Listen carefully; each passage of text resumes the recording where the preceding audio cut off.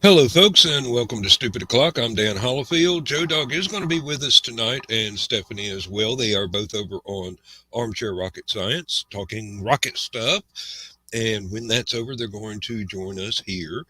And let's just go ahead and bring up John.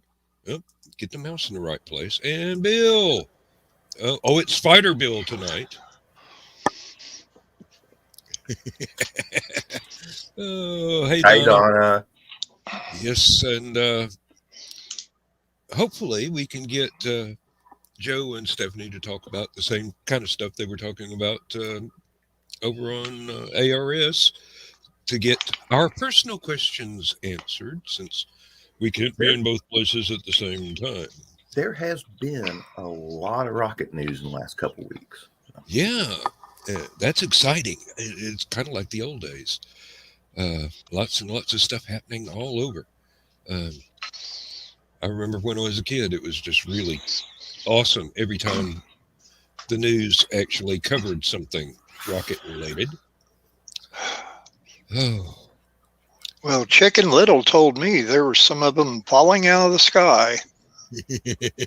Those are some of the eternal or infernal questions that we need to have answered later on. But we will just go with the flow until that happens. And we'll just keep right on going from there. Oh. Well, I have a new toy. If you have a moment, Yes, I kind of alluded to it when Spidey took over, but going to have to see if I can. This is my new toy. It is the Hot Toys Spider-Man Homecoming figure that I thought was a 12-inch tall figure, and Apparently is not. actually a 18-inch tall figure, which the only one of them, I have a Batman 89 figure that's 18 inches tall, and they're huge. This guy, he's really got the cloth costumes. He's got all kinds of gadgets and hologram stuff. The base is really wonderful because if you remember Spider-Man Homecoming, he fought Michael Keaton as the Vulture, and this is part of the Vulture base and the Vulture helmet and the eyes. And as you can see, it lights up, but also if I can find the switch, because it's so small, it does other things too. Oh, it strobes. It strobes, and it'll stop and then strobe again. The bottom setting is a less epileptic version of it, where it'll just kind of fade in and then fade out and then go and there it's fading in and out. But anyway, and this is all done. Well, it has a battery compartment, but as many of these figures with light up bases and different things are coming out with now, they have USB ports and cables that you could plug them in directly. So if you want to leave this thing on 24/7, you can do it. Oh, it even also comes with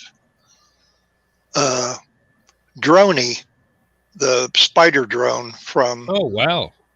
And there's his spider emblem here. If you remember, Droney came from the emblem in the movie, and it kind of looked like a hollowed out silver version. So this actually comes off, which I won't try to do it with my fingers. You kind of need tweezers for it, but it will give you that same look on that. And then the eyepieces are all magnetic, and this is the standard eyepieces, but it has all the different ones where he's squinting and closing his eyes when he gets knocked out, things like that. So anyway, it's a real neat piece, and there's a more deluxe version of it than what I could afford. As you see, it has one vulture wing here, but the deluxe version has a couple more pieces on the base, and it has a big, huge vulture wing that has the little thing in the middle of it, the gyro or whatever you want to call it. So anyway, but that's show and tell for tonight, boys and girls. And had the keyboard on the wrong setting. yeah. Well, Laura so graciously bought me some Belkin keyboard rests and mouse rests so that I don't end up with carpal tunnel. Hey, Dan. Dan. Yes. For a second, I thought he said keyboard breast. Oh, now that's tomorrow night's show. Yeah, that's definitely green room material right there. And Bill, your fan club has shown up. Hi, Sarah. And the other fan club's going to show up too as soon as I send him the link. I can find it, but I was watching one of the other shows last night, and Ryan showed up, and Carl made a point in the comments of mispronouncing his last name on purpose. On purpose. On purpose. And I had to pop in there with, damn it, Carl. Well, maybe Ryan now might show up with a little commentary on that. This is true. Because I just shot him the link. So Ryan, looking.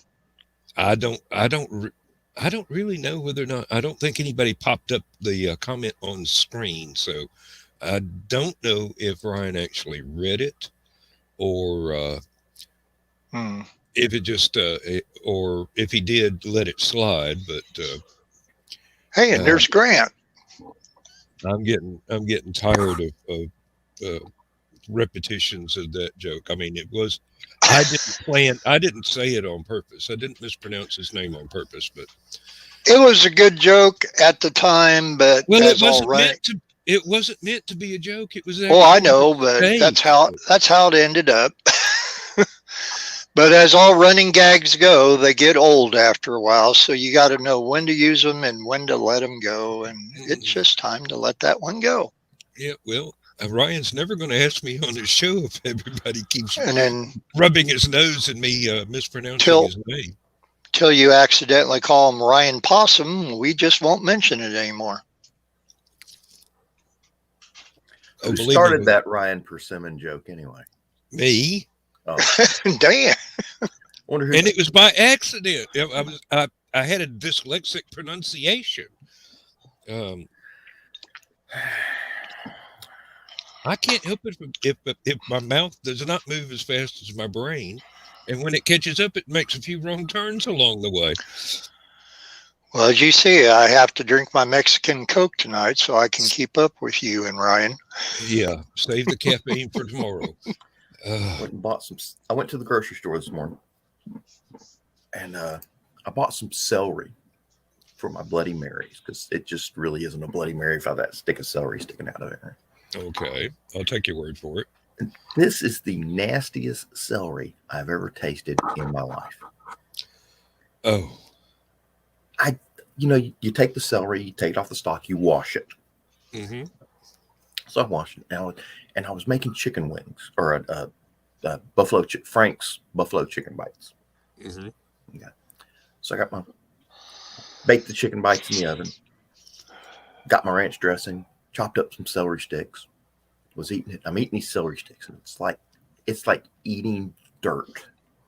Oh, Ooh. Okay. Now I washed the celery before I chopped it, so the celery literally tastes like soil. Mm. I mean, it's terrible. So I'm not going to drink in protest of the soil tasting celery. I'm not going to drink a Bloody Mary tonight. I would drink the Bloody Mary anyway without the celery. Just make the celery sit there and watch you drink the Bloody Mary. I'm wondering punishment. I haven't tried it yet, but I'm wondering if the celery at the heart is sweeter. Tastes more like celery. I don't know. I once got a jar of let's see, it was grapefruit and orange and tangerine slices, and it was in a nice heavy syrup and everything. Usually, I mean, it's a pretty nice little bit of health food there. I opened the jar and pulled out a piece of fruit and started eating it. It tasted like 10-10-10 fertilizer, basically. Mm. And being an old farmer, I know exactly what that smells and tastes like because I've had clouds of dust from the stuff blow right up in my face. I knew exactly what it was. I had to throw the jar of fruit away. I mean, there's no way it was edible. And this was back in the day before people complained about things. Do you ever eat pistachios? I have. And find that one bad one, they're all bad to me. Every bag will have one that just is like a rotten pistachio. Oh, yeah. But usually you can't tell it's rotten until you bite into it, taste it, and it's like, ugh. Quality control. Here's my weakness. Yogurt pretzels. Yeah. Yeah, and they're Trader Joe's yogurt pretzels. We went to Chicago Tuesday, and we stopped not once, but twice to Trader Joe's because there are these little butter cookies. Stupid O'Clock tonight is brought to you by Trader Joe's. But anyway, I wish. Really. It's like I told you before. Send them a bill, see if they'll pay us. Yeah, well, they might. They only set up shop in well-to-do cities, and I believe we finally have one in Chattanooga. Do you? We've got one in Athens. I've never been there, but Champagne's been trying to get it, and we go to the one. I think it's Willowbrook, but I know Indianapolis has one. But nobody else downstate, as far as I know. But yeah, I love Trader Joe's, and yep, it's out on Gun Barrel. It's out on Gun Barrel Road near Hamilton Place. And Laura turned me on to something that is really dangerous for me, considering I had been losing weight, and I say had. They have a thing. It's in a jar. It looks like a peanut butter jar, but it's called cookie butter. And it is a buttery spread that tastes like cookie dough. It is very rich. It is very addictive. So on these butter cookies, I put some of that cookie butter on that between two of them. You can put it on toast or anything. It's wonderful. Well, how's the diabetes going? Yeah. Well, that's the other thing too. I mean, it's so good you could eat it right out of the jar, but I've been told not to do that because might end up with a tummy ache. Yeah. Use a spoon so you can get every drop. Yeah. Oh man, it's so we're going to go back up there in 2 weeks, and I said I will eat that sparingly and have it like a treat, like my Mexican Coke that I drink once or twice a week, and leave it at that. But yeah, I wished we had that store down here. When we go back up next time, I'm going to hit up the fruit and vegetable aisle. But I even got hand soap. I think I spent about $40 in that store. Oh yeah. Oh, and I got some of their coffee that I'm going to be trying with the rum chata in the green room tomorrow night. All right.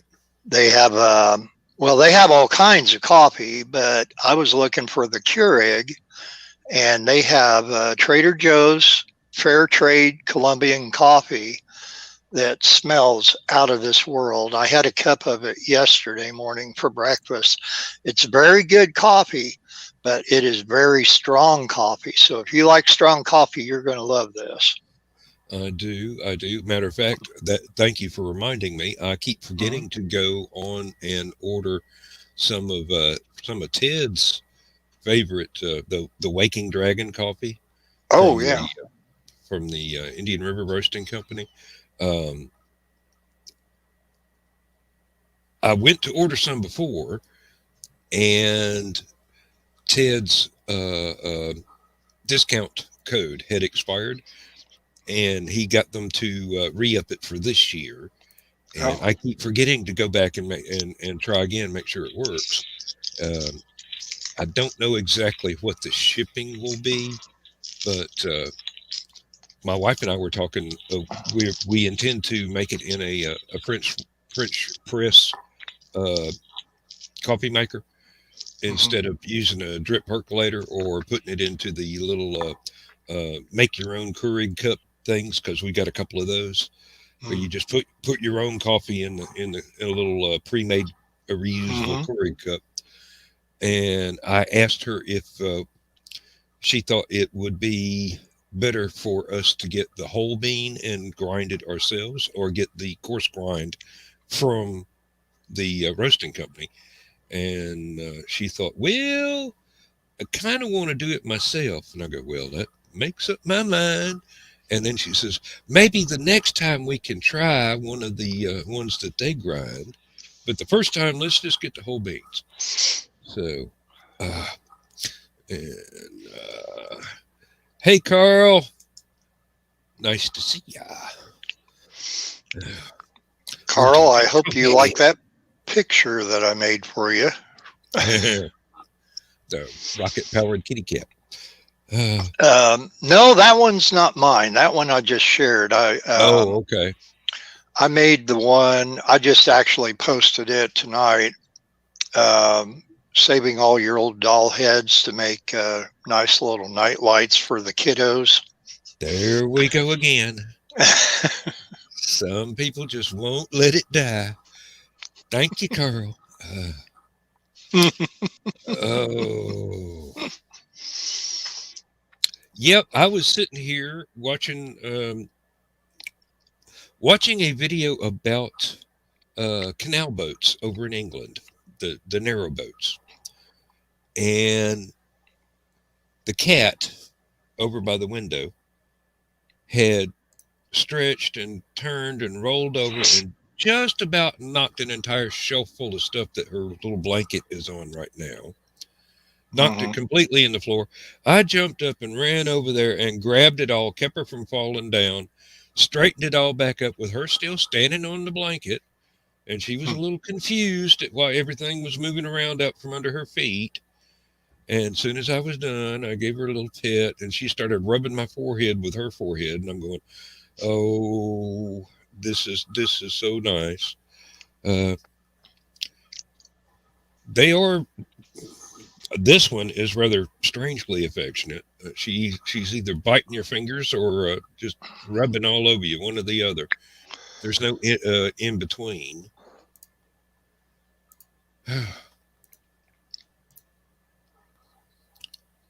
Dated a girl like that once. Was fun on some days. Bit your fingers, did she? We'll call it that. Yes,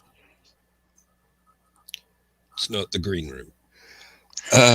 And This show's just got to go on later at night. That's all there is to it. Thursday nights, it's just too early. No, we get a reputation to uphold. We're supposed to be stodgy, boring science fiction geeks and whatnot. We can't be seen to have exciting lives offline. It would ruin our reputation. Well, I've got a mess of mail I got to clean up over there. Okay, so Laura just sends me this text, and I will gladly share it with you all. It says, "Want to feel old? Bonanza premiered 62 years ago. The Beatles split up 52 years ago. Laugh-In premiered nearly 54 years ago. The Wizard of Oz is 82 years old. Elvis is dead at 44 years. He'd be 84 today. The Thriller video is 38 years old. Jimi Hendrix and Janis Joplin dead 51 years. John Lennon dead 41 years. Mickey Mantle retired 53 years ago. Back to the Future, Ryan, you listening?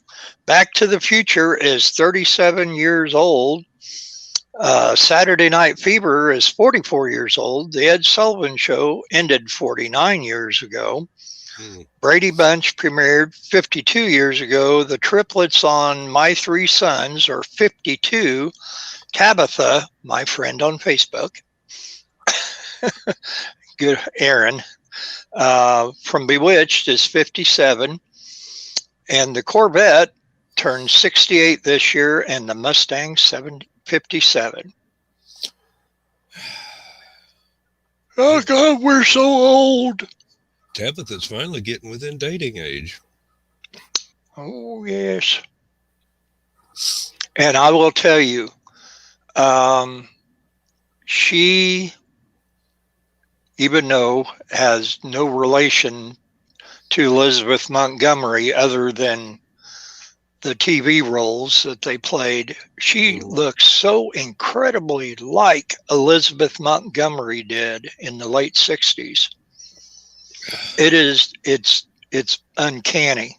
Spooky. And I've mentioned that to her before too, and she's, "Oh, thank you." You know, she took it as a compliment. I said, "Well, of course it's a compliment.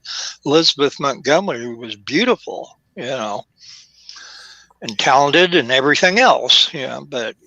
Bill, I think she just put a spell on you. She wiggled her nose. Yeah, I bet that's what she wiggled. Well, she wiggled something. I don't know what it was. Oh, welcome to the Dirty Old Man Network. No. See what kind of trouble we get into when Joe's not here to take the blame? You mean what, man? Just sit back there, Kimasabi.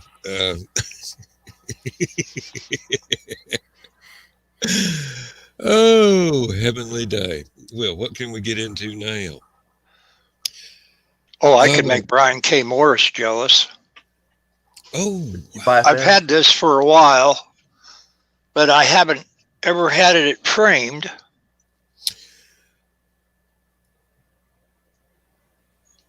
And that's my man there. But Carl, Joe Dog is doing a armchair rocket science with Stephanie right now, and they will both be in here a little bit later, whenever the news gets done. Gentlemen, we have what could be a troll, but No, has not done a trollish thing yet. But quit calling everybody you don't know a troll. yeah, but there's only like 5 or 6 people on the. Wait a minute, now it sounds like Bill. Okay. And Well, to answer your question, yes, we are live.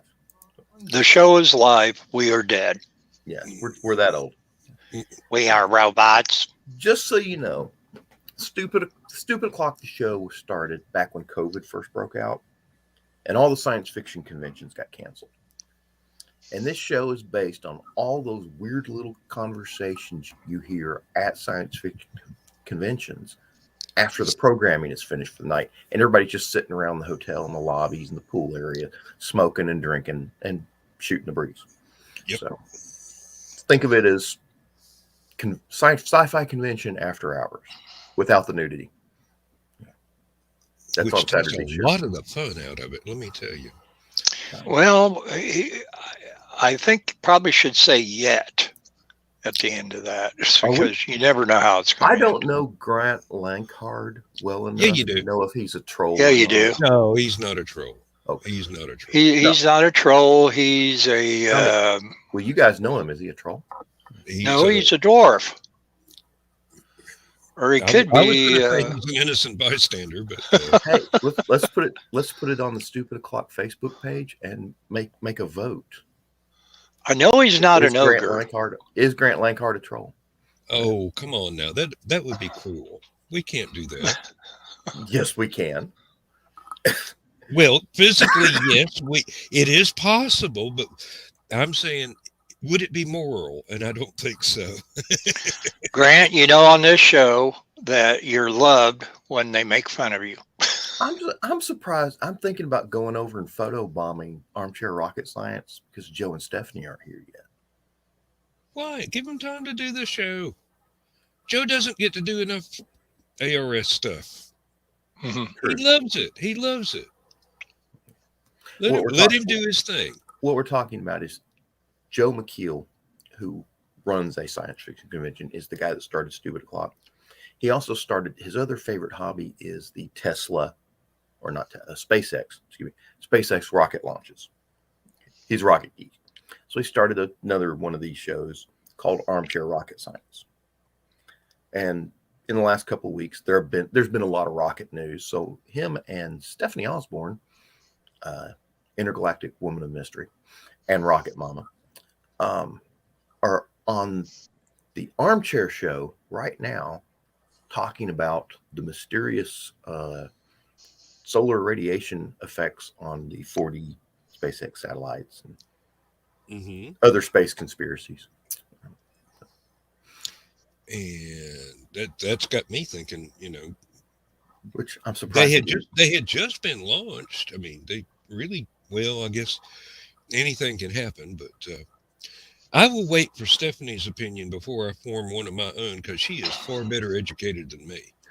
I think my opinion is the one that actually they're gonna find out that that's what caused it. Well, that is a good theory. Because I like that. 40 is a very even number of satellites. So I'd be willing to bet it's like a whole string of those things with the solar cells or the solar shades.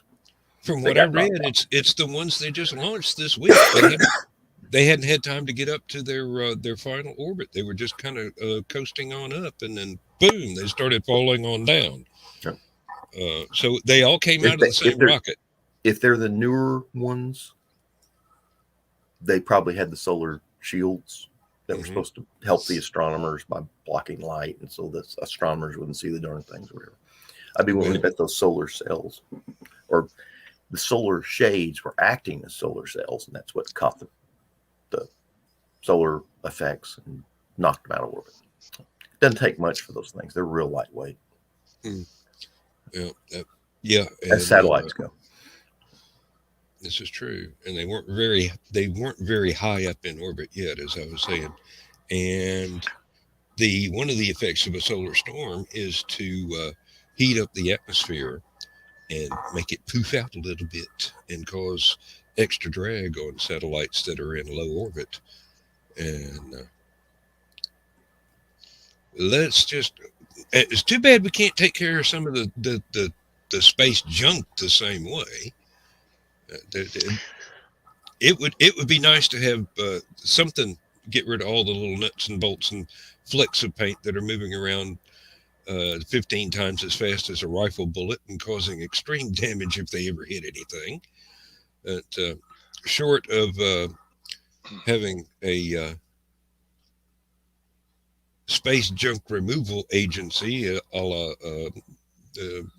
is it Richard Benjamin in Quark, that old TV show, um, Galactic Trash Man, and I think Salvage One with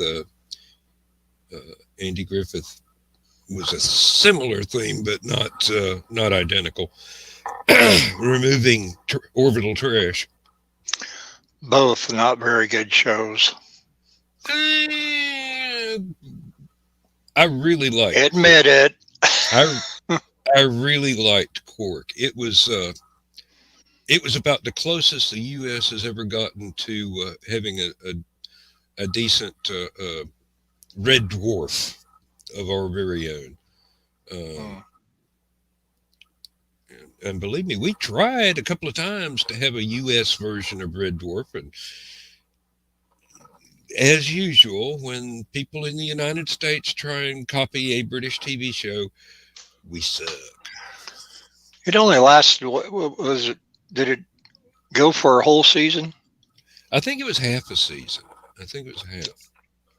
Red Dwarf, the American Red Dwarf, is an abomination. Yeah, there were two different versions of it, and yes, they were both abominations. No, well, the British one was. I mean, let's face it. There's just some shows that you can't Americanize. Well, that's what I'm saying. A lot of people don't know in the U.S., we tried two different times to do Red Dwarf as an American series, and both times it sucked out loud. The British Red Dwarf that we were trying to copy should not have ever been touched. It's wonderful all on its own. You mean Far Out Space Nuts with Bob Denver wasn't an American version of Red Dwarf? No. Wasn't that Roof Buzzy and Jim Neighbors? Or was no? Oh, that's Far Out Space. No, let's see. Now I'm confusing my Saturday morning. One was Lost Saucer. That's Roof Buzzy and Jim Neighbors. Okay. And Far Out Space Nuts was Bob Denver and the other fellow. I can't remember his name. I could see him, and I can't think of what his name is right now. He was kind of like a big, heavyset, younger version of Alan Hale Jr. And he was character actors on a lot of things. Fawlty Towers, yeah, I can't imagine anybody in the U.S. get Fawlty Towers right. A lot of people have never seen, but it is out there. The first James Bond Casino Royale. Oh, yes. They had an American James Bond and a British Felix Leiter, and it's horrible. But it's kind of like a card crash. You have to look, so go find it on YouTube. Yeah, it's one of the old black and whites from back when the U.S. only had 2 or 3 TV networks. There's a lot of British shows that they just should not. They ought to make it an international law that you can't do an American version of it. Absolutely fabulous. They shouldn't do an American version. No. You can't get 2 women like those 2 anywhere near them. The young ones, ones, they should not do an American version of the young ones. Almost made a green room comment, Bill. I'm sorry. Thank you for me there, John. You're just wanting to get there, aren't you? No, I'm just ready for Friday. That's all. It's been a rough week. I went. I wasn't. I haven't been feeling good lately, and I finally woke up this morning, showered, shaved, and got ready and everything. Yeah, it was horrible. I went to the grocery store today, Ingles, down here in Pringle. They had whole hams, Smithfield hams. $10. Ooh, how big? A whole ham, Oh, great big. Yeah. Not the little can things. All right. No, real ham, bone and everything. And so I got one of those. A lot of their meat was on sale. I found a couple ribeyes that were decent, for about $10. And, Yeah. bought pork chops were on sale. I bought a bunch of pork chops, and then they make their own in-house pork sausage that I really like. So I bought a pound and a half of that. And that nasty celery I was telling you about. I was very Do you have an Aldi's down there, John? I do. Closest one's like a Fort Oglethorpe. Typically, out of about 3 or 4 Aldi's that I've been to around here, their fruits and vegetable section is really good. That is exactly the opposite of the Aldi's down here, even though my mother Really? disagrees with me. Every time I have gone to the Aldi's down here, and I won't say where it is, the fruits and the vegetables have been way past their sell-by dates, and I'm sure that is just a function of what shipments came in and how long it had been in the store. But well, there's this trend also toward a lot of stores are trying to go organic. Yeah, which usually means bug eaten and rotten. But that's this is true. There is a reason farmers have to buy it. Well, it's definitely a lot more expensive than inorganic.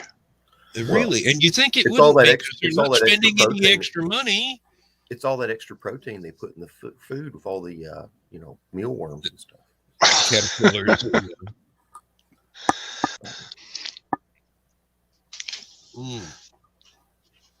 Well, I know everything is going up, so meat, no matter what it is.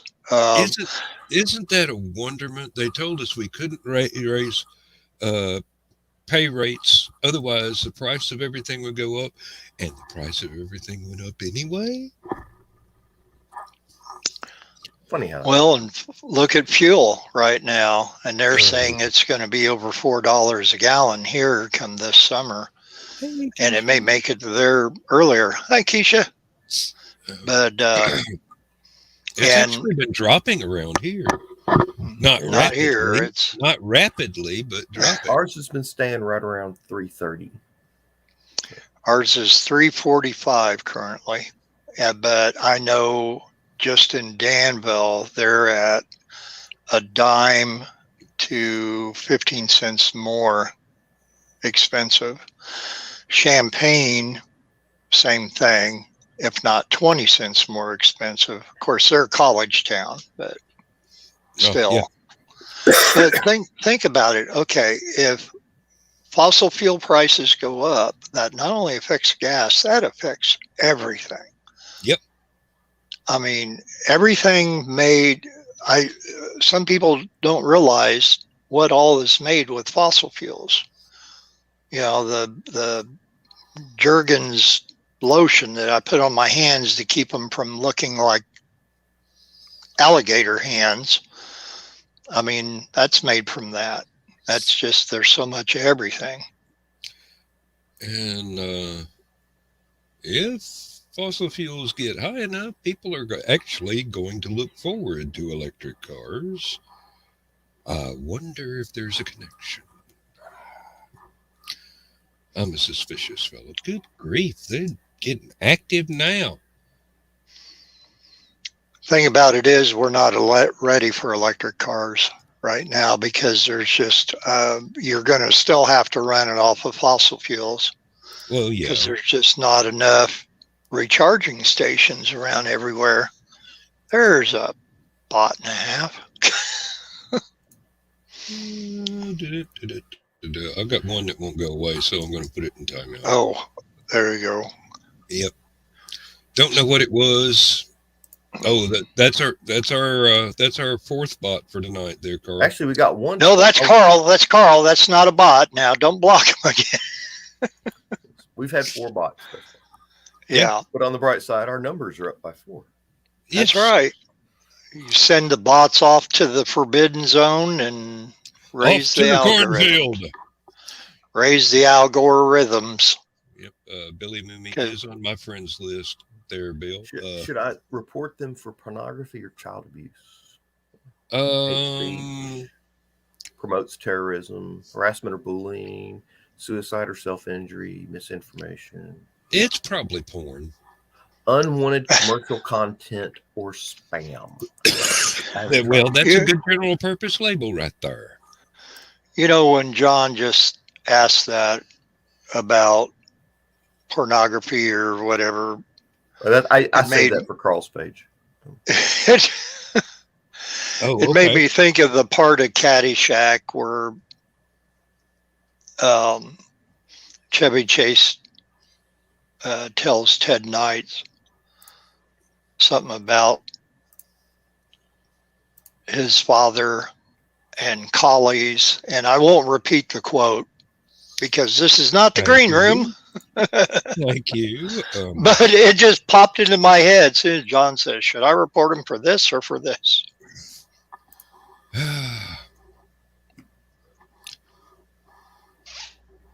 So many choices, so few bots. I don't think we'll ever run into that problem. Now, that other one that I couldn't block should be coming back any minute now. I Because it blocked was just a. I Oh, you blocked blocked him? Yeah. Okay. I had him in a 5-minute timeout, but You had him in a figure 4 leg lock.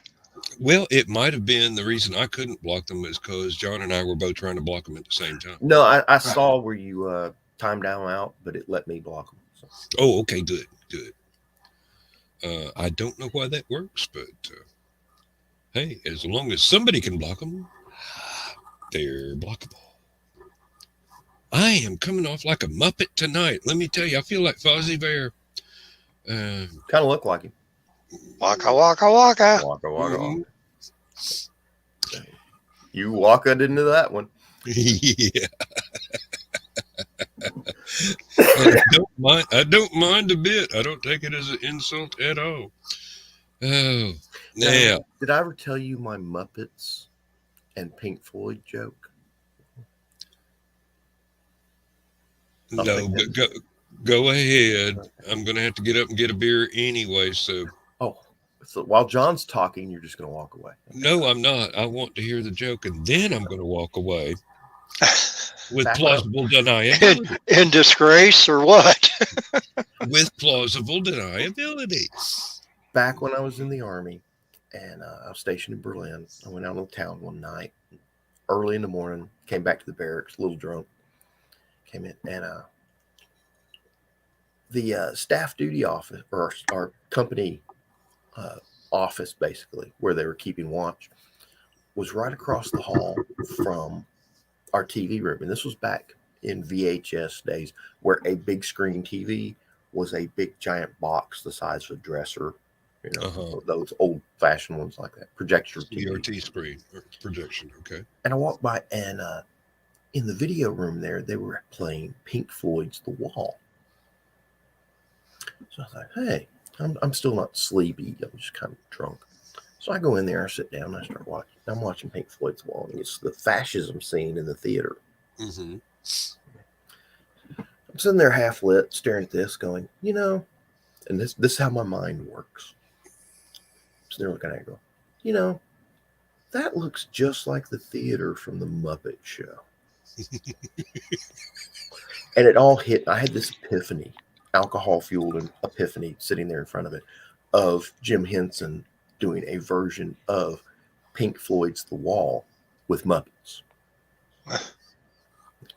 Gonzo would play Pink.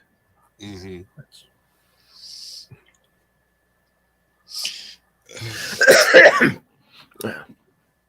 Oh, you're welcome. You get to go to bed tonight with that image. You're going to be laying in bed trying to go to sleep, and you're going to see Gonzo, okay, in the black uniform with a little hammer emblem.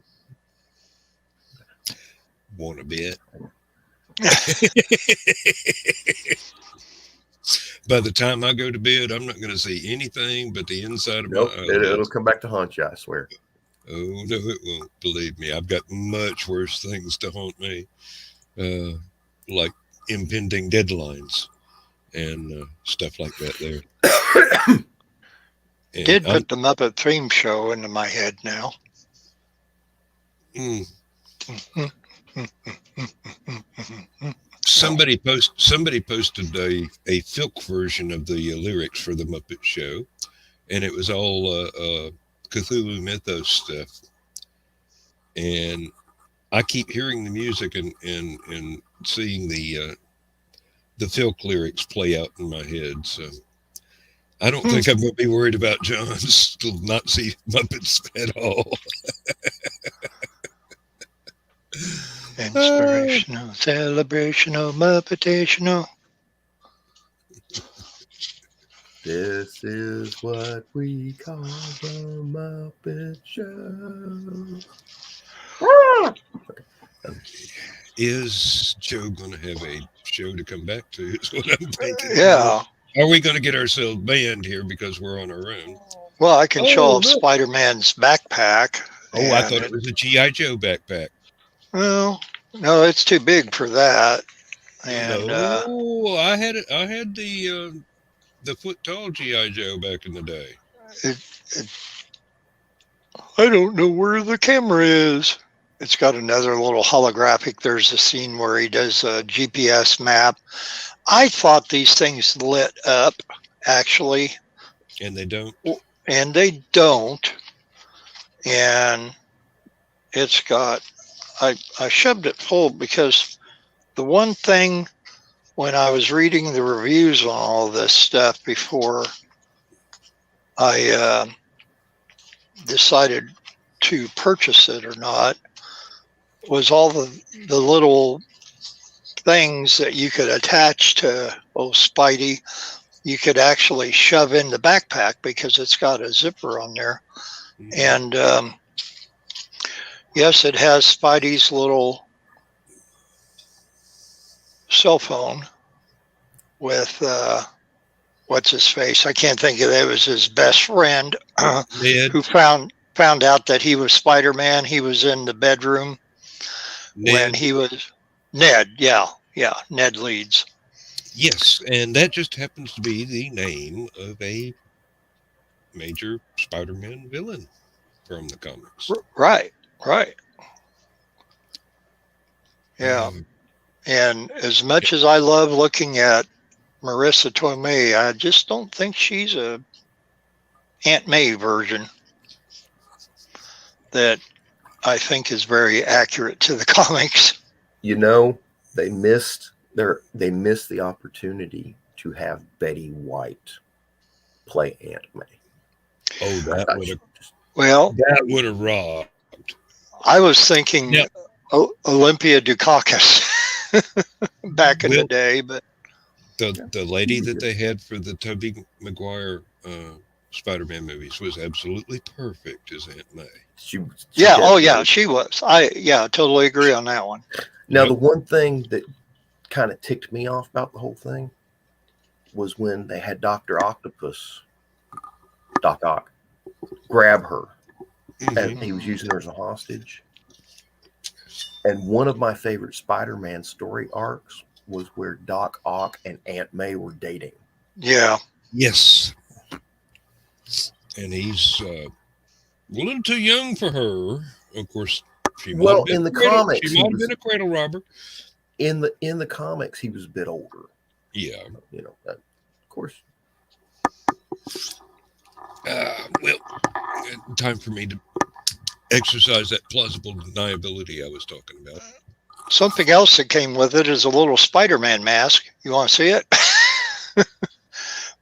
And they go into detail into saying this Spider-Man mask will not fit over the Tom Holland's head because it has an alternate Tom Holland unmasked head. And then it comes with this mask, which is elastic and stretchy, and it's got the same plastic eyes on there. But I'm like, why wouldn't it fit on Tom Holland's head? I haven't tried it, but I am going to. I think they're trying to say that he's got a big head. That Yeah. may be an insult. I think that is actually like an Easter egg because maybe Tom Holland got a big head after playing Spider-Man, so they threw that in there as a kind of joke. Well, now the new, which I have not seen, the new Spider-Man movie that came out. I haven't seen any movies since COVID hit. The one with Benedict Cumberbatch reviving his Doctor Strange role, but I know there's a new Doc Ock in it. And ironically, the Doc Ock and the Green Goblin looks so much like the old Doc Ock and Green Goblin from the Tobey Maguire series of Spider-Man movies. And I almost wondered why they did it that way, thinking they might have improved on it a little bit. I think they were trying to get the original characters back because I know they got J.K. Simmons to play J. Jonah. You know, that's another thing I kind of miss. I mean, don't get me wrong, J.K. Simmons does a great job playing. Yeah. But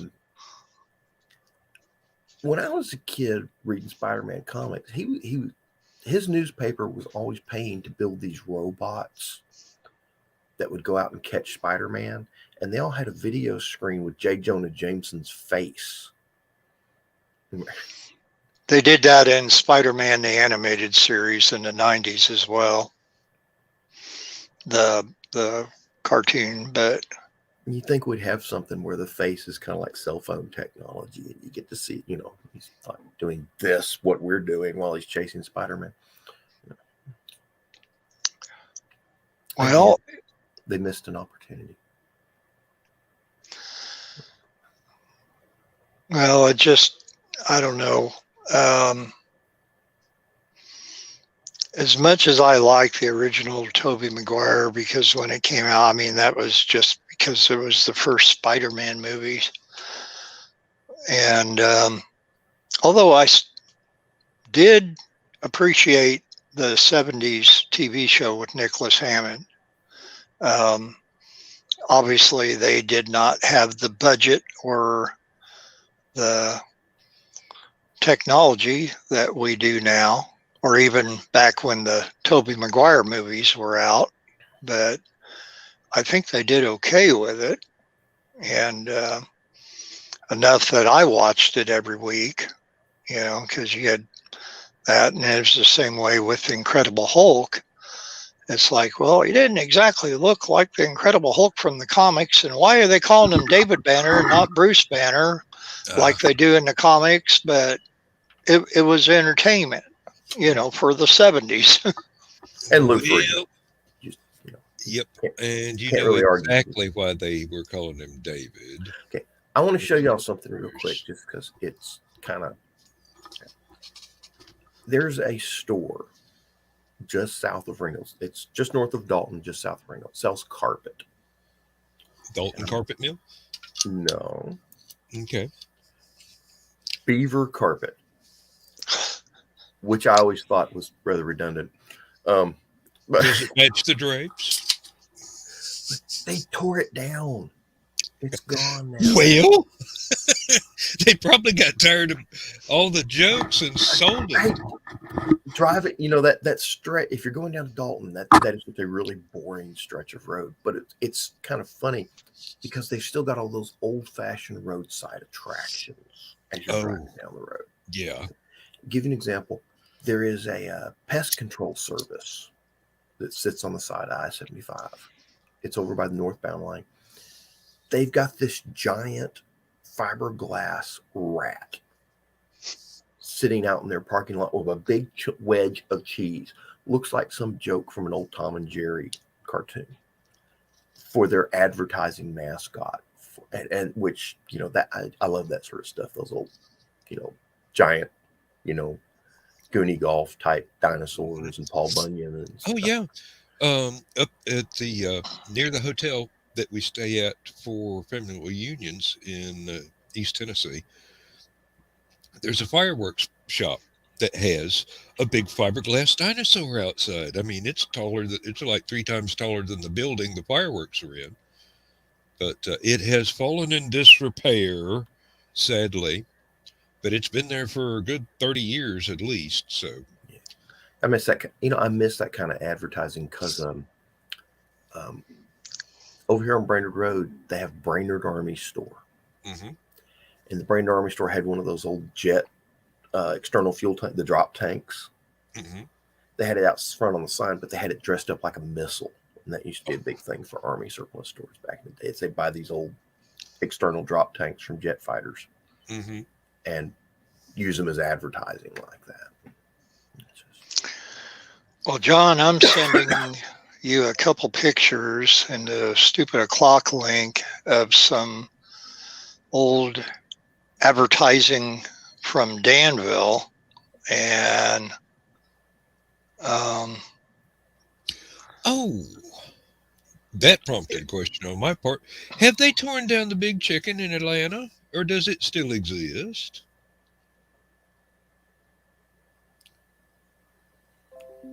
That used to be a local landmark. I mean, uh, people in that area when they saw it, it's like, oh, we're almost home now. There's the chicken. It's like that joke about if you're going through Mobile and you see the battleship, you know you're almost home. Hey, don't laugh. When I was living in Biloxi and we went that route to get down to Biloxi, Yeah. It's the battleship. We knew we were like less than an hour from home. So. Mm-hmm. Lindsay's got a couple of those. If we're coming from Atlanta in one direction, and she sees the water tower at the Athens Tech Vocational College, if you go by there on a foggy morning and you see that thing looming out of the fog, you would believe H.G. Wells' War of the Worlds is real. And then if we come a different direction and we're going towards Commerce and Banks Crossing instead of coming back through Athens, there's this humongous, ginormous American flag. I mean, the thing's got to be a couple of football fields in size. We passed up some on Interstate 57 going north to Chicago. That's another one of her landmarks. When she sees that flag, she knows we're almost home. So. John, that last picture that I sent you, if you pull that one up on the screen, I'll read the plaque part here. I got it pulled up on my end. And just to let people know what it's all about. This building is no longer there, but the Indian, even though it's no longer in that place, the Indian is still around, but it's been relocated. As have a lot of them. Yeah, of course. Sadly. It's the picture that says the Copper Indian on the Dixie Highway. Is the one in color, the one that's black. It's in the stupid o'clock messenger. I know where it's at. I'm just trying to figure out a way to get it without showing a bunch of your information. Yeah, that is okay. Yeah, that's the problem there.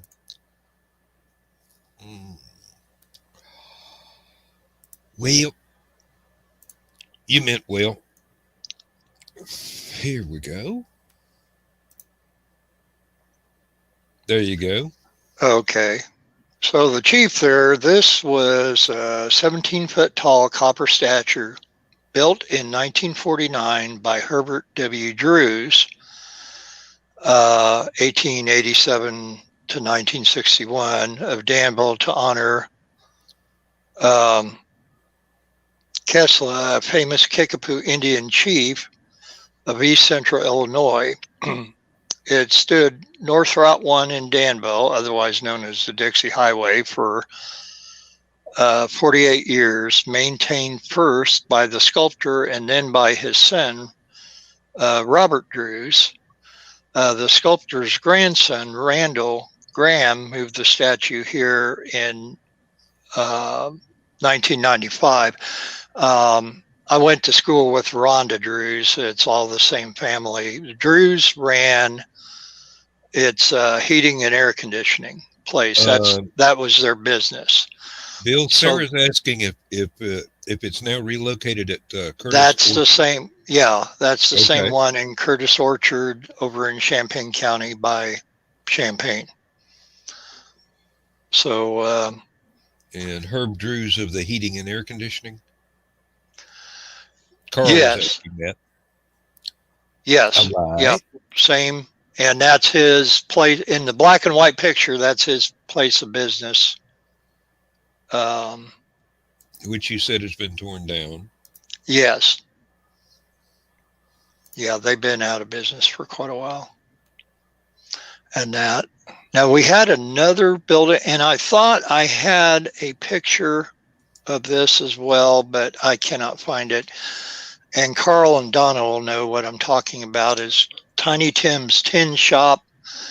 And that used to be located South Danville on Georgetown Road. And they were also basically the same type of business, heating and air conditioning. They had a great big Tin Man sculpture that they created to put out in front of their business.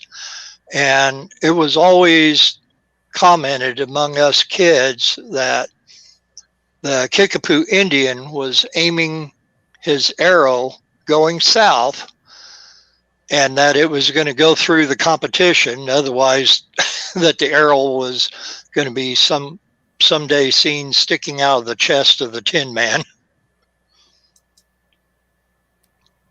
But and we also had a place outside of Danville that made it was a fireworks manufacturing place, and maybe Carl or Donna could remember the name of it. I know I can look it up and figure it out, but they had a huge like old-fashioned rocket ship that you could see from the highway. And I'm trying to find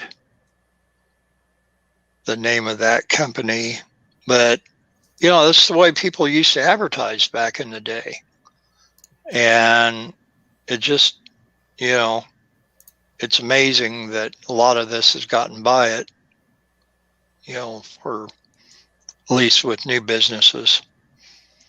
I don't know why I can't find that. Yeah, I answered my own question there. Yes, it is still standing. And I have killed the page, but it's somewhere on near Marietta. Well, go to marietta.com like it says on the picture. Okay. Well, anyway, that's just one of those things where if you're driving around through there, stop. Yes, that got rid of it. Stop share. Read the instructions, Daniel. Okay. I'm going to toss this out here. Bit of news. Have you seen the footage from the little robot drone they swam into the Fukushima nuclear reactor? No, I haven't. And they've showed them. It's kind of like Chernobyl. They've got the melted fuel rods lying in the water under the reactor. One reactor was really badly damaged. The other ones we're not so sure about yet. But this one, it's Japan's Chernobyl, basically. And they sent this little robot in to look at it. They brought back live video, so it was kind of cool. And they tried it a few years back, sending a robot in there, but the radiation killed the robot. And this one actually did its job. Apparently, they think they can get all the fuel out of there. I don't know how they're going to do it, but they think they can get all the fuel out of there in 30 to 40 years. critics are saying that's kind of optimistic. Well, Well, they're talking. They say it's 800 tons of uranium total. That's quite a lot. Well, no, actually, that isn't, because uranium's so dense, it weighs so much.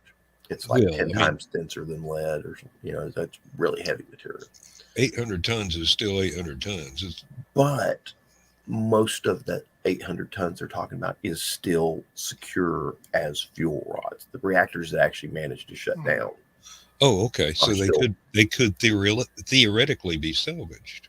Those reactors were damaged to a point where it's still dangerous to try and recover the fuel, but not impossible. But this one reactor is really in bad shape. So and Carl, yes, it was Star Fireworks. I just found the thing on my Facebook. Oh, that's interesting. Marie Curie's notebooks are locked up and will not be safe for another 1,500 years. They're contaminated with like radium and other things. The good news is you don't need a light to read them. Waka waka. Oh, heavens. Let's see here. Another one of those. Joe and Stephanie, I know they were watching something. Joe was explaining something about Elon Musk, and they were showing some video. So apparently they're talking about, for those of you who don't know or don't keep up with it, SpaceX is getting ready to launch their new super heavy rocket. Okay. That's the big one that's like the big Mojumbo, yeah. And it's literally, if it works, it will eventually. Once they crash enough of them, they'll figure it out. But yeah, well, it worked for NASA. They built that big claw that they've designed. Apparently, they're going to figure out some way to bring the rocket in and put it in between these two arms and hover it there, and then the two arms will reach out and grab the rocket. Now, why am I thinking of Toy Story? Just give it a great big hug. And yeah, they have actually, right now, there are pictures. I'll bring one up here in a minute. There are pictures. They've got the booster on the stand. They've got the Starship rocket stacked on top of it with the claws around it. So they're actually doing system integration test as we speak of the system. So here next month, we may actually get to watch one of these things fly. Or crash. Or both. It worked until it crashed. They don't call it a crash at SpaceX. They call it a rapid unplanned disassembly. Literally. You will. Not a joke. It's a very good term. But they've crashed quite a few of those things. I think the last one they did was SN9. Yeah. And apparently they've got a lot of optimism for this one. And what's cool is, of course, they've got the big rocket sitting on top of the big booster. This thing's going to launch. The rocket's going to come off of it. The booster will go back and land like all the other SpaceX projects. And the rocket will, apparently, I don't know what they're going to catch with the claw. I don't know if they're going to catch the booster or the actual rocket. But from the look of it, the claws are designed to catch the rocket, not the booster. So I think the booster will land just like all the other SpaceX boosters. And I don't know if they've tested the boosters yet. Well, I mean, if the claw drops it, you just put in another 50 cents and try to get it again, right? Something like that. Okay. No more claw machine jokes the rest of the night, I promise. As far as you know. As far as we know, yeah. That's weird. I cannot find Armchair Rocket Science on my list of stuff I'm subscribed to. Look over on. It should be on the right hand side of your page. You should have pages, page Yeah, manager or something like that. I'm scrolling down through it. Uh, I don't see. click on the three little dots next to that, and it'll give you a list of all the pages you can choose from. Yes, I'm scrolling through 180 subscriptions here, and Armchair Rocket Science is no longer among them, and it should be. Hmm. Abney Park. No. Action Skulls, which is Billy Mooney's music. Uh, Atomic Age Pictures. Nope. And it's no longer there. Matter of fact, one of Joe Dog's pages has disappeared. Yeah, they're on there still. They're on there. You just have to figure out how to find them. Well, maybe Is I that- got unsubscribed somehow. I don't have the slightest idea. How long does No, those it's just you last? haven't been there in a while, so it hid them. Oh, okay. Well, in that case,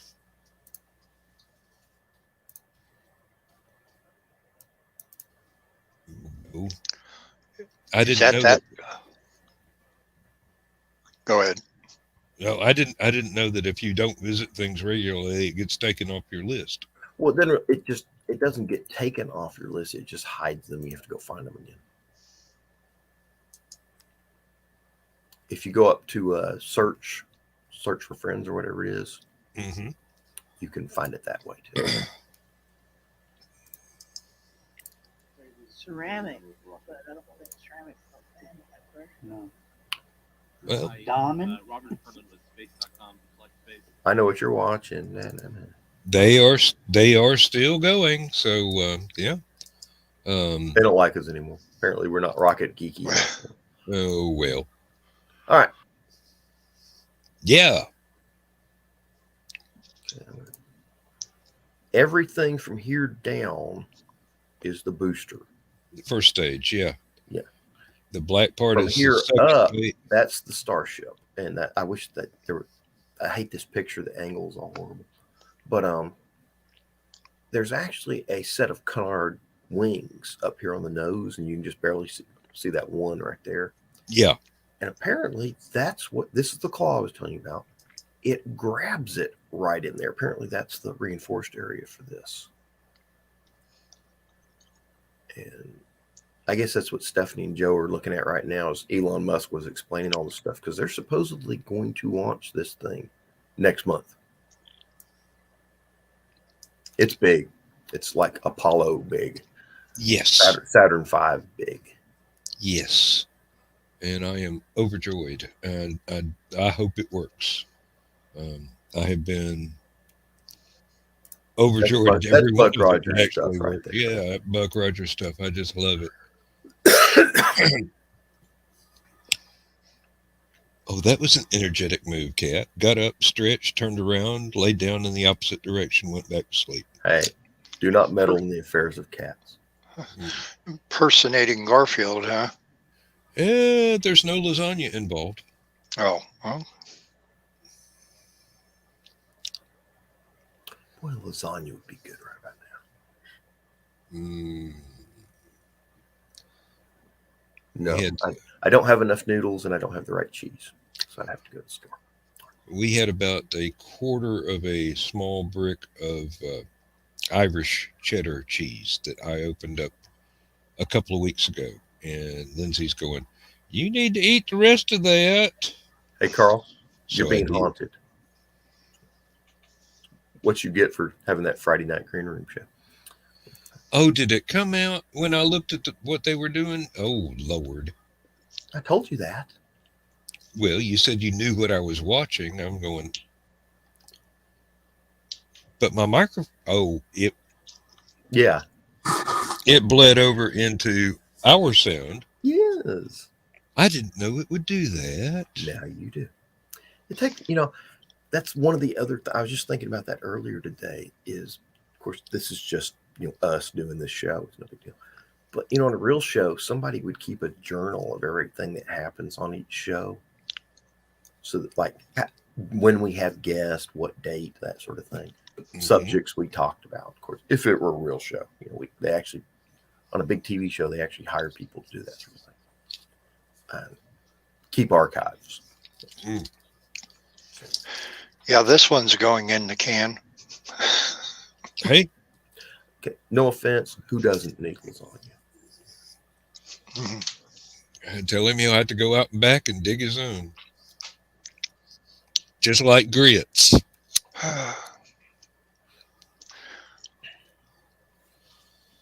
I had that for breakfast yesterday. Trying to How think do you if I've get got grits up north? Trying to think if I've Quaker got a- oats. Oh, Quaker Oats. Okay.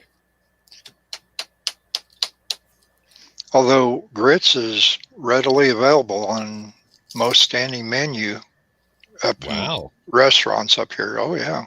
Didn't used to be. Used to. Well, since about the 80s, it's been up here because that's when how long I've been eating them up here at least. You know something I have not had in a long time is a personal lasagna. We Aren't had they this all? we had this restaurant in Chattanooga called Darris's. It used to be up on Ashland Terrace, and the Mr. and Mrs. Darris ran it out of their home. The whole front of their house was the restaurant. Oh, wow. One of those little roadside places with the great atmosphere, and just they had like fishing nets hanging from the ceiling of wine. All the old wine bottles were up hanging from the ceiling. And when they got older, it's kind of funny. They still ran the restaurant, but you had to call them. Are y'all going to open tonight? Said, well, we got friends in town and we wanted to show. Yeah, come on in. We'll open the restaurant. That Make you feel guilty about showing up. well, no, they didn't run it. Once they got older, they just didn't run it constantly. They just, if somebody, it was like, calling grandma, hey, grandma, are you cooking dinner tonight? And they used to make in these little crocks personal lasagnas. Oh, wow. So everybody got their own little lasagna. And that was, I haven't even seen those other than the stuff you buy in the frozen food section. I've never even seen them since then. So. Now, Lindsay does that with quiches. Not quiche, but quiche. She will make them in muffin tins. And I'll take a muffin-sized quiche to work for my breakfast. I thought he said Muppet tins for a minute. This is what we call the Muppet Show. Okay. Yes, that's tonight's running gag, boys and girls. The Muppet Waka Show. waka. Y'all got Muppets on the brain, I swear. Well, what I was going to say about John's little restaurant that he was reviewing, and mind you, I'm all for it. I love those little hole-in-the-wall places, especially if it's a hole in the wall of somebody's house. But I was going to say, this is probably back during the days when the health department really didn't care where you made the food. Because I know nowadays that would be a big no-no. Mm-hmm. There has never been a health inspector with large enough balls to go into that place and tell them that they could not cook food. They'd have burnt down his house and lynched him if he had closed that place. That's how beloved this restaurant was. Oh, yeah. And the couple wouldn't have had to lift a finger. It would have been the people that went to the restaurant, the patrons. He'd wake up one morning and find a horse's head in his bed. And don't laugh. The Darrises probably could have arranged that. I was going to say, that's how they do things in Chicago. Let's put it this way. They didn't make Italian food for no reason. Okay. Okay. It was authentic, in other words. Ooh. They had a place down. From Muppets to the Mafia. This is topic drift, folks.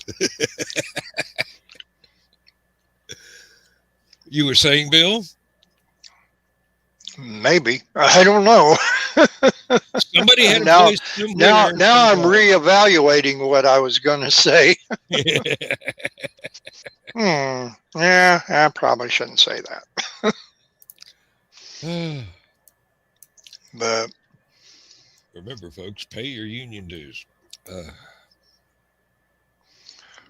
Or you'll find out where Jimmy Hoffa is. Yeah.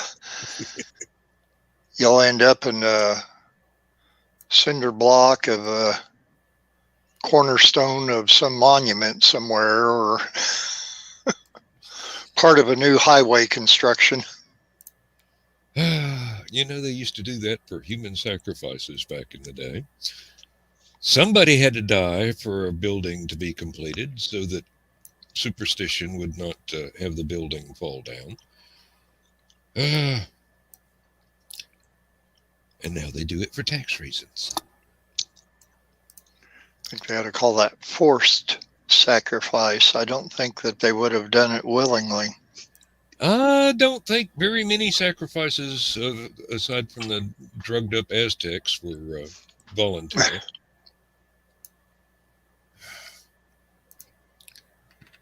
That reminds me of that Kolchak, the Night Stalker episode. We're in for it now. Yep. Stephanie coming over. You wear her out. Yeah, she's on her way. John, I like your business back there. That thing. You know they tore that down. They did. Yes. There's our Stephanie. we were just having a discussion of roadside attractions. Driving down the highway and you see stuff that gets your attention, and that is one of those roadside attractions. I giggle every time I drove by that thing. It's now like a craft store or something like that, right? No, they bulldozed it. They're putting in something new. Okay, that must have just happened. Yep. Yeah, we did do some research. The Big Chicken in Mayretta is still there. Yeah. Well, we were joking about that. There's that pest control service down there that sits off the side of I-75 northbound. Got the rat. With the giant rat out. They got the big fiberglass rat out front with the big piece of cheese. Looks like something. And that led me to wonder as to whether or not the Big Chicken had ever been torn down. And the Big Chicken is now the National Historic. Oh, wow. It's on the register? Yeah. On the register. Yeah. All right. Mm-hmm. So they have to maintain it now. Hi, Donna. Yeah. Oh, hey, Donna. We were over there listening to Elon talk and naturally it took a while. Making some commentary. And Stephanie was actually impressed with some of the stuff that he was talking about. Yeah. I've been saying that. Well, now it's kind of like, now I want to meet him, not to fangirl, but to actually sit down and talk with him. And because based on what I saw a while ago, and see, I've never actually sat down and watched an interview or anything like that with Musk. So this was really my first chance to sit down and watch that. And I think he and I would get along really well. I think there's a lot of common ground there. I think you intimidate him. Hey, Stephanie, he's hiring. Oh, don't tempt me. No, trust me. Yeah. Of course. At this point in my life, it's kind of like I just want to sit here and write my books. Mm-hmm. Because I spent today. Today was a very, very long, very physical day for me. Yeah. And I am dead tired. And I can't imagine going back to a day job and going to the office 5 days a week for a minimum of 8 hours. Because when I was working the program, it was a minimum of 8 hours. Because even when we had when we were sitting console and had 3 shifts, you still had to stick handovers on the end of that 8 hours, Right. each end. Yeah. And there were missions that I worked that were 12 hours plus handovers on each end. So long day, Yep. and I'm not sure I'm physically up for it anymore. Yeah. So, for those of you who are listening who don't know, Steph is handicapped, so you don't want an enumeration of the number of bad joints that I've got. Yeah. It All would right. Good night, Carl. Good night, Carl. Good night, Carl. All right, Carl. It'd take us the rest of the show to list it all off. Not quite that bad, but it would take a while. Yeah. But one of the things that always amazes me when Elon gives presentations like that, there's no teleprompter. Mm-mm. It was all off the cuff. Now he With- did have a PowerPoint presentation, and speaking from experience, that helps when you're giving a talk. But it's still off the cuff. What are you shivering for, John? Oh, just I was in the military and PowerPoint. PowerPoint. Oh. Yeah. I understood it implicitly. Yeah. And trust me, there was a few they borderlined on blue jokes, right? They did actually, yes. The That's one way to keep the audience interested. the refueler, that when he got off on that just cracked me up. So And he was they were asked him, well, he said, was talking about the catch arms and all that. And he says, well, if we screw it up, it'll be farewell to arms. Yeah, how many boos did you hear after that one? No, the whole Everybody crowd laughed. busted out laughing. It was like, oh, we're in for an Elon show. he threw up a picture of the spacecraft getting retanked with locks, and said that, well, we were going to throw up an animation short film, but it didn't come off right. The way they came in back side to side. I guess you had to be there, Joe Doc. Somehow I keep thinking I'm seeing a scene from the Animaniacs in my head, and it's not one that would be shown on television. Good night, everybody. Yeah, pretty much. Pretty much, yeah. Hello, nurse. Yeah, that pretty much is in the ballpark. So we've been rambling on for the past Hour and a half. We were making our jokes about it, but it had to do with vending machine cranes. Well, the crane. Like if you Oh, don't, that was a thing of beauty. Yeah. if the jaws don't catch the rocket the first time, you just put 50 cents back in and try again with the claw. After you clean everything up. Yeah. The rapid unscheduled disassembly. Yeah. We covered that one too. Thanks to Yeah, Joe. we were making our Toy Story references about the giant claw too. Nah, And- Oh, Yeah. And they actually showed a time lapse of the actual lift of Starship up and setting it over on the booster. And like Stephanie said, that was a thing of beauty. But what was funny was that there were all these drones in the area videoing the assembly, the stacking, and they had it speeded up enough to be able to fit it in, because they move slow with those because you don't want to screw anything up. And so all these drones are going zip, zip, zip, zip, and they look like insects. Look like fireflies in the sky. in the well, sky. it is the Texas coast. That may have just been mosquitoes. It may not have really been drones. I can just see him finally sitting it down in there, and one of the drones gets in the wrong place at the wrong time. It's like, they killed Fritz. None of the drones got that close. Yeah. Now, Stephanie, It wasn't like the idiot that flew his drone through the lava fountain. Oh, I imagine it didn't get very far. well, what about the guy that flew his drone through Bengal Stadium just after they won. Oh, I missed that one. Oh yeah, he's in deep doo doo. I bet.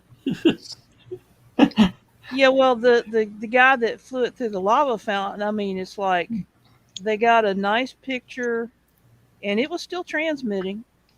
They got a nice image of the lens melting, and it fell straight down into the lava pool. How they ever got, I think I don't know if it was transmitting or if they actually managed to fish the thing out and recover the The- recording. It was probably Something out of recording. lava. It was Huh? probably broadcasting. Yeah. I don't know. I just know I got to watch. watch the video, and it was kind of like, well, now I know what Gollum felt like. Yeah. I'm very disappointed that Stephanie Osborne does not actually own a drone. That's just, I mean, of all the people in this room that I would have bet money on owning a drone, Stephanie's the one. Stephanie does not have the remote. I'm kind of. Do you remember in the second Men in Black movie, when the the car has gone airborne? And they've got the Yeah, and Jay is like, Keystar or "Did whatever. your mother ever give you a Game Boy?" And he's What's like, a Game Boy? "What is a Game Boy?" Well, you know what? They didn't have those when I grew up either. So Steph's most of the remote. most of the drones It now, was either Pong or nothing. most of the drones now, you actually use your cell phone, your smartphone, to run the drone. That's where That your doesn't video. strike me as being That's where your any- video picture comes in. That doesn't strike me as being any better. Mhm. Yeah, I would probably wind up damaging my cell phone then. My cell phone is about the size of a postcard, if that big. I see people at work got these huge cell phones, and I'm going, I know who watches porn. Well, this is the latest one we got, and it's actually bigger. It's a couple years old. It's actually slightly bigger than I'm comfortable with, but it works. It does lots of stuff. It's got bells and whistles. It does everything I need it to do, and then some. Mm. So I can't complain. It's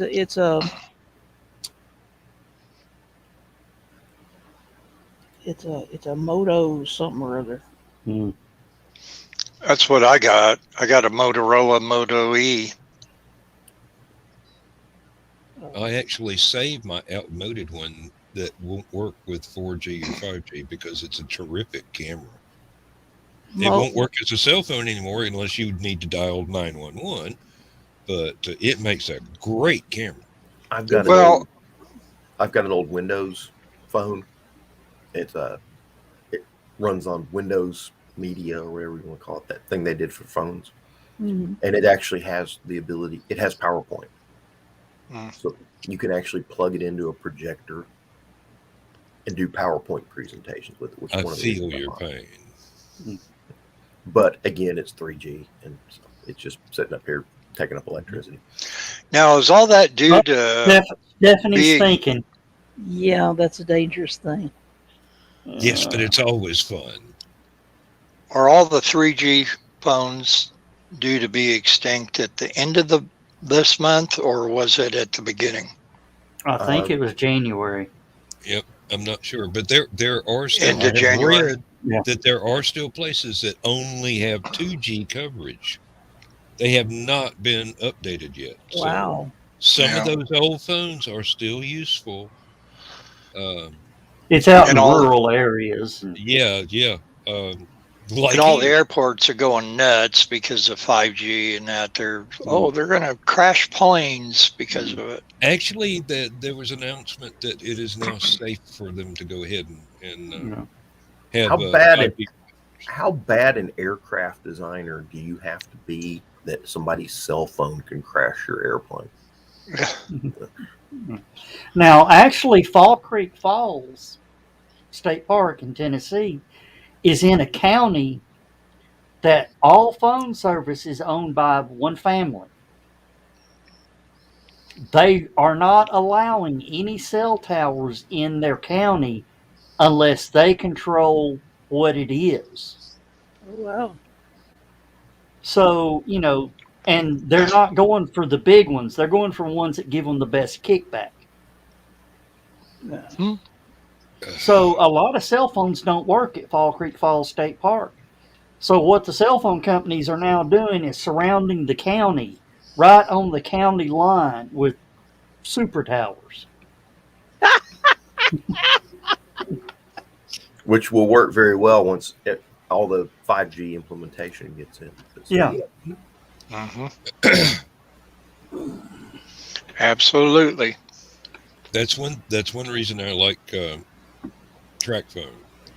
They have license to piggyback off of every phone company's towers, or almost every phone company's tower. I'm sure there are still a few holdouts that won't sign a contract, but no matter where I am, if there's a cell tower, no matter who owns it, I can get some kind of signal.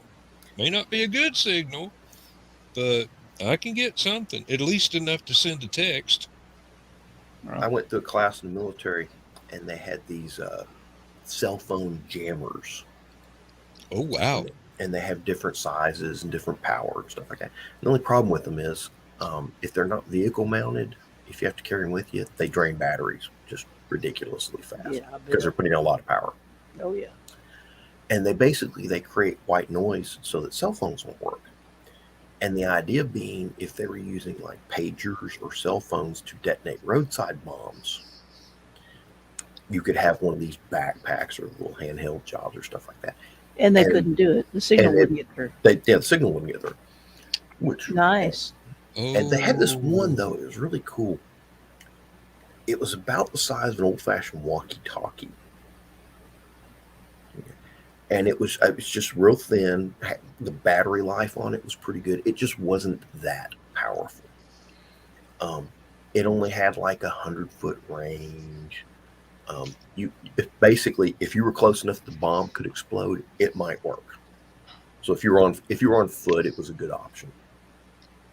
But they had a backpack version that was a good 1,200 yards. So My co-pilot has returned. Yeah, he made an appearance on the Rocket Show. Yep. But that little one I was telling you about, the little handheld job, I wish I could have one of those for movie theaters. Oh, no joke. I wish they were every 20 feet all along I-285. Imagine how much safer it would be to drive in Atlanta if nobody's cell phone could work. Actually, I wish I had one in the break room at work. Eventually, you know what they're going to be able to do?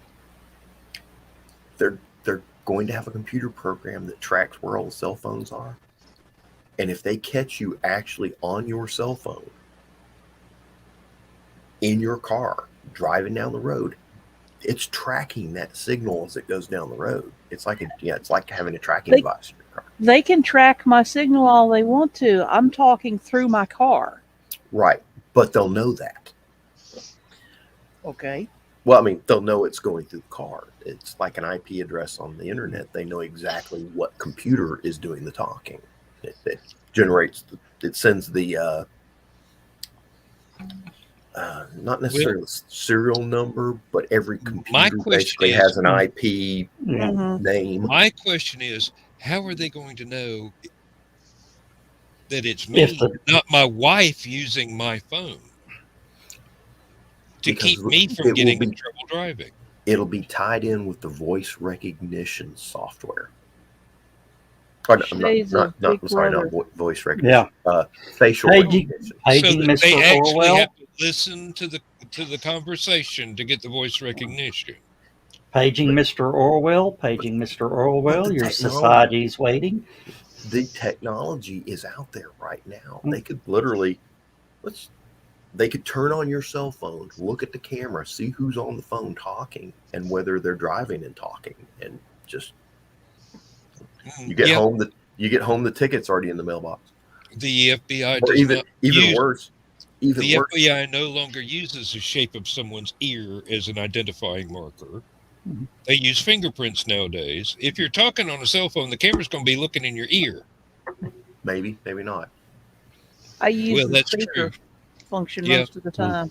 I never use speakerphone. I almost never use my cell phone as a telephone.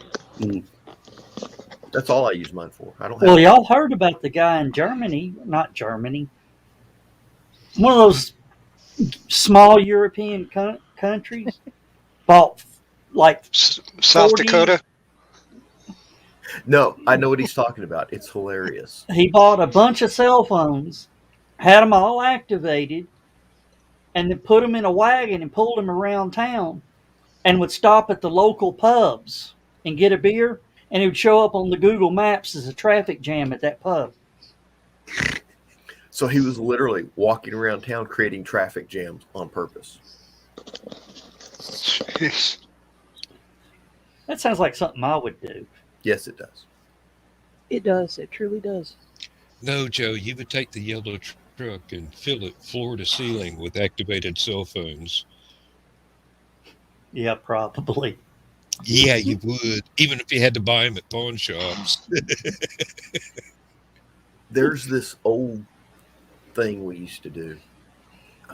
If you had to talk with somebody long distance, but your radio wouldn't reach that far in the military, was finding a fence line or a power line. And if you get close enough to the steel support cables that were holding up the telephone poles with your antenna, or even touch your antenna to it, well, they hold up all these electric and telephone lines and stuff with steel cables. You get close enough to it, it would pick up your radio signal and transmit it down that steel cable like a giant antenna. And you could get two people standing either side of this with their radios, and you could have almost unlimited radio range. Wow. Yeah, but I have read about people back in the day when you had hand crank radios, or not radios, hand crank telephones and party lines, and they would have a set of cables with jumper clips that would go outdoors to a fence line, and the neighbors would do the same thing. You could use your fences your as the barbed wire phone fence. line. Yeah, your farm and all your neighbors' farm fences as a phone line in blizzards and other severe weather where Shoot, you I would don't know not have where it's regular at. phone. No, it's in here somewhere. You mean you didn't have to climb the pole to answer the phone like Oliver Wendell Nope. Douglas had to? No, and believe it or not, Lindsay just discovered Petticoat Junction on Oh, the other Uh-oh. day, that's and Uncle Joe. He's been I said, kinda "Now slow. wait till you discover Green Acres, and then you find out that Petticoat Junction, Green Acres, and Beverly Hillbillies is all in the same universe." Yep. What was the other show? Yeah, there's one more. Yeah, there is. Because they did a Thanksgiving show where they all came together. Mm. Well, I can't. I know there was Well, another one. anything that mentions Hooterville, Yeah, it's all the same. Sam Drucker's Now- store. Yeah, now y'all were talking about the phones with the cables. I've got one of those phones. All I got to do is walk out to somebody's house, take a screwdriver, open the little box up, phone calls, landline. As long as they have a working landline. Yeah. We got this internet put into the house through RTC telephone. Yeah. And we got this big box out in the garage, and we get half a gig of internet here down in Ringgold. And because we're actually so close to the Ringgold, I can look out my window right now. I can see the building. We're that close to Ringgold telephone. We get really good internet here at the house. Good speed. Good speed, good ping back, all that's good. But they hooked it into our old landline for the house. And they told us when they installed it, says, in an emergency, if you plug a phone into we don't use landline. We don't even have phones hooked into any of the landline boxes, but it's hooked up. It says, in an emergency, you can use this as a landline. Well, that's cool. It says, yeah, but it's like $20 a phone call. Because apparently we didn't sign up for that service, but in an emergency, we could actually use it, but it's expensive as hell. I know there's another show that I'm not finding.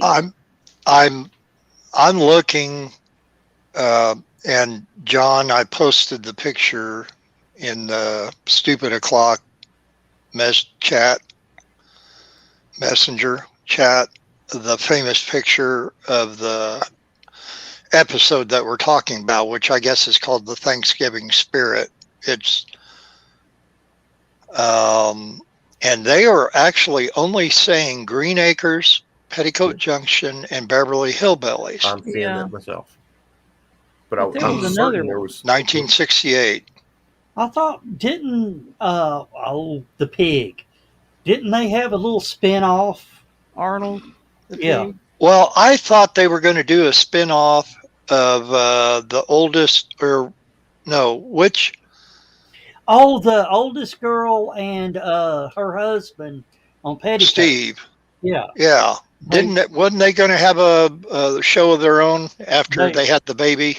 I think they were, but it never came to fruition.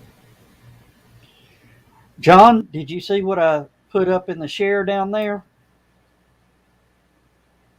I didn't know what. I just ran that test. Are you sure it's a test and not just advertising? No, that's my test. I get 1 gig down, and I'm running 720 up since I'm broadcasting. I know, I just had to brag. Good night, Donna. Good night, Donna. Oh, so we only had 3 bots tonight? I thought we had 4. No, one of Dan put one in timeout, and I put them on block. I blocked them, so that same name showed up twice. So okay. There's actually only 3 bots. I only got 1 during the rocket show. It was quick and sweet. Now, which one of y'all jumped over to the? I figured that was you. I don't know. Apparently, because I'm an admin with Armchair Rocket Science, yeah, it just showed me as he is Armchair Rocket Science. I didn't have the volume up, but I jumped over and liked it. I popped in too to see what was taking y'all so long. You were watching a video, so I popped right back out. And Dan did have the volume up. Well, Look, was it's weird because I've got the headphones on. There's no external speakers. So Armchair Rocket Science, somehow or another, the sound came over on Stupid O'Clock. Oh, okay. Yeah, it's. Now the video was probably the one of the Starship to Mars. Yeah. No, it was just some guy talking. Oh, that was the presentation. Yeah.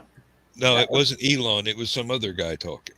Yeah. Oh, that was the question and answer. Could have been. Could have been. I didn't stick around long enough to find out. These 40 the 40 Starlink satellites that got knocked out of orbit. I bet they're newer ones with the sunshade. Probably.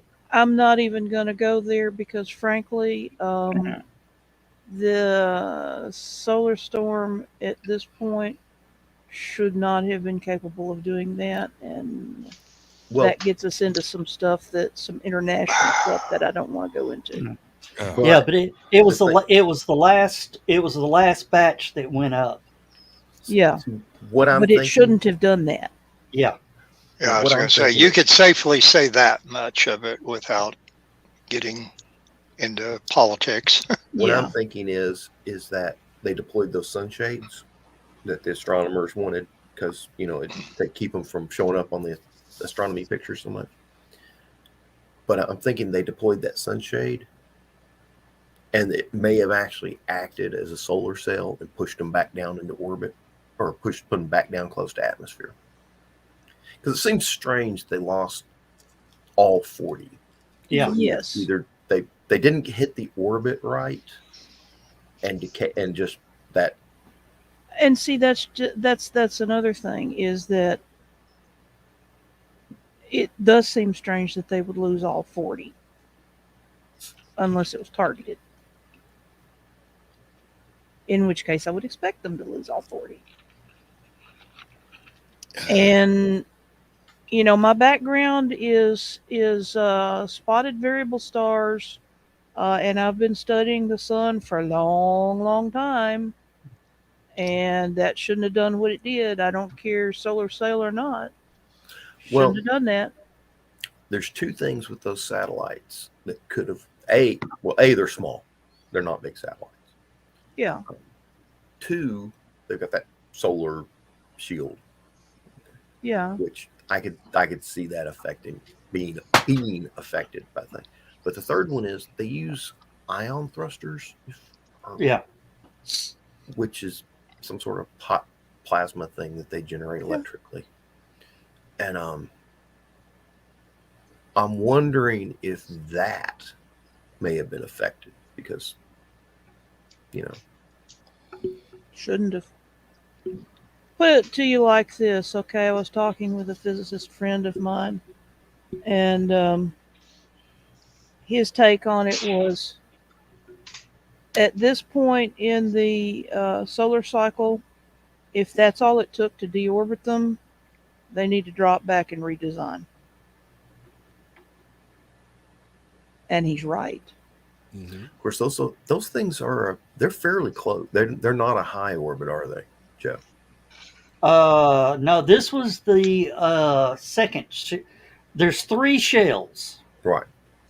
This was second shell, and it didn't get up to the second shell orbit.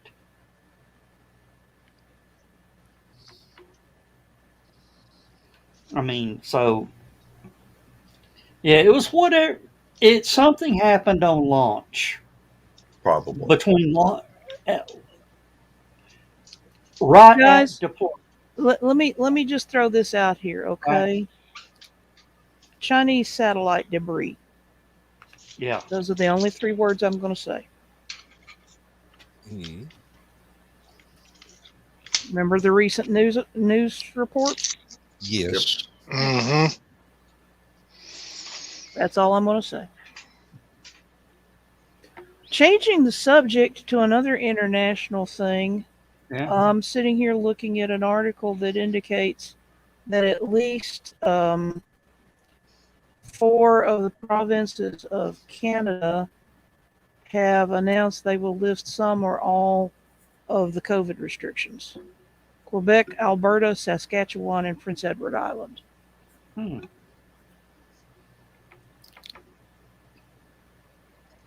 Yeah. Well, I'm vaccinated and infected, so I'm good to go. Yeah, I'd say. I don't know if what I've got right now is just a really bad cold or really light COVID. Well, I'll tell you, mild COVID will put your ass in the bed for about 4 days.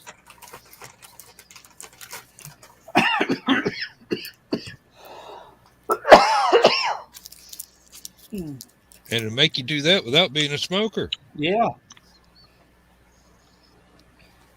Me, I'm if I could stop crying for a week, I'd probably be able to clear some of this crud. Oh, I absolutely. finished up my antibiotics, so my sinuses are better. But Oh, one thing we did learn during the presentation I now know how to get Elon to HallowCon. Yes. Invite him. And tell Yeah. him we'll feed him well. Yeah. Send him samples of Megan's cooking. No. Oh, This Hey, reporter. that would get people to come from around the world. Hey, the reporter said we sent you or this school sent you an invitation for this big festival they're having. We want you to come. And he goes, he says we got all this, named off all the celebrations and stuff, and we have great food. And he says, I'm there. Me and Stephanie both went. We got him. We got him. Got him. I mean, seriously, after watching this tonight, I would love to just sit down and have a chat with the guy. Just as rocket scientist to rocket scientist, if you will. But what did I say when he first walked up? Shades of Tony Stark. Oh yeah, absolutely. All right, now if you don't start High Flight in 30 seconds, I'm going to have to start Last Man while you're still playing. Geez, That's fine. that That's time fine. already? we've gone quick tonight. Yeah. All right. Well, we'll do this. Say thanks everybody for tuning in. Sorry I wasn't here at the beginning, but I knew I had great backup here. So with that, it's time for me to tell everybody. Say good night, everybody. Good night, everybody. Good night.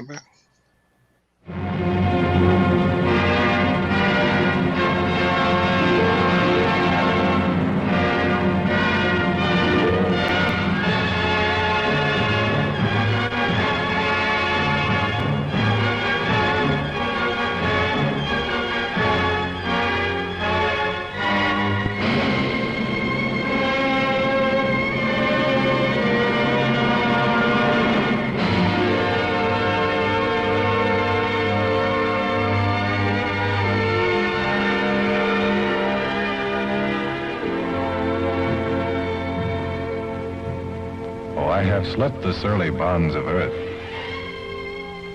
and danced the skies on laughter-silvered wings.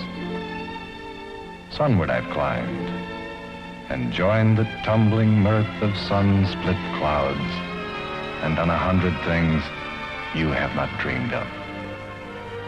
Wheeled and soared and swung high in the sunlit silence. Hovering there, I've chased the shouting wind along and flung my eager craft through footless halls of air. Up, up the long, delirious, burning blue, I've topped the windswept heights with easy grace, when never lark nor even eagle flew. And while with silent, lifting mind, I've trod the high, untrespassed sanctity of space, put out my hand and touched the face of God.